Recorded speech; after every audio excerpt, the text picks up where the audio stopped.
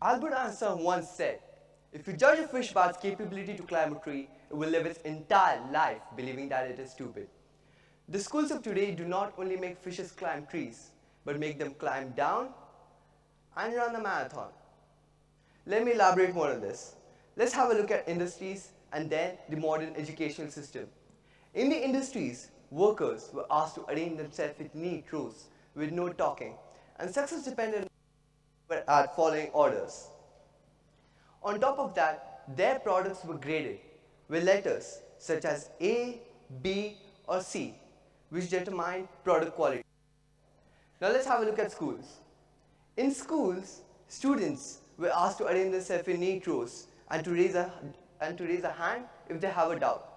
Also, they had to go through tests, and then their test papers were graded with letters such as A, B, or C. Still do not get what I'm trying to say?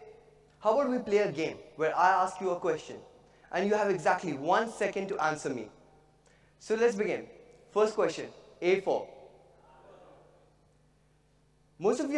You must have noticed that most of you have come up with the answer as apple. Why is it that most of us are thinking the same thing? Why haven't a few of us come up with a different answer such as apple or an arrow? Is it because we are not creative? But scientists have proven that no two brains are the same. Also, a report from NSA says that 98% children have their own way of thinking and hence are creative. This number reduces to 4% when they finish their education. The answer why all of us were thinking the same thing is because we all have been victims of this outdated education system. This education system was established during the industrial age so that students would be used to the situation of factories, and so when they grow up, they would be accustomed to it. But now the world has changed. It has evolved. It needs people who are more innovative, creative, and collaborative. And such a kind of system cannot provide us with these kind of people. So my idea is to customize education, because I believe if you can cars and Facebook pages, you can surely customize education. So the first thing is the way the apple is presented. And by apple, I mean knowledge. What if students, instead of being provided with a textbook with someone else's viewpoint, were provided with a textbook where they had to fill in their own information? And in this process, they could make mistakes, and the teacher would guide them towards the correct answer, because we do learn from our mistakes. Second, moving the work out of homework. I believe that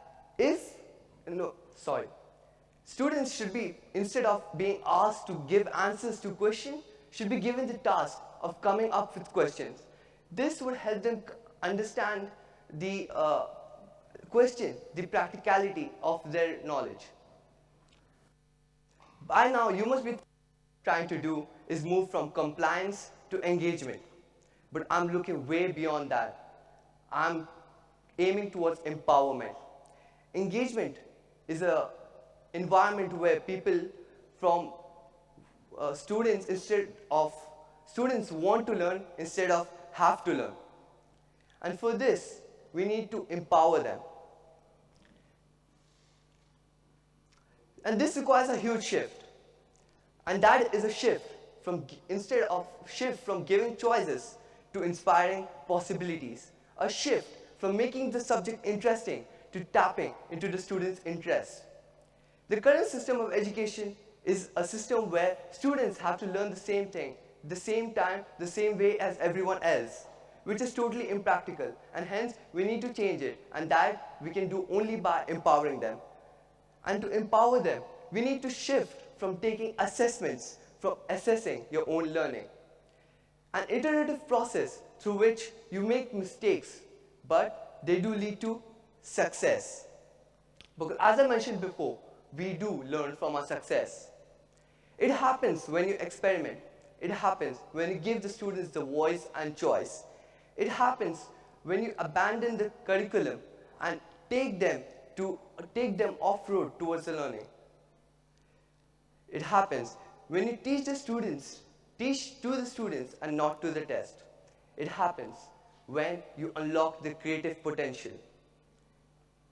And it happens when you make the bold decisions of letting the students design and make and solve problems that they think relevant. Because when you do that, you're planting the seeds for a future that even you could not have imagined. Thank you.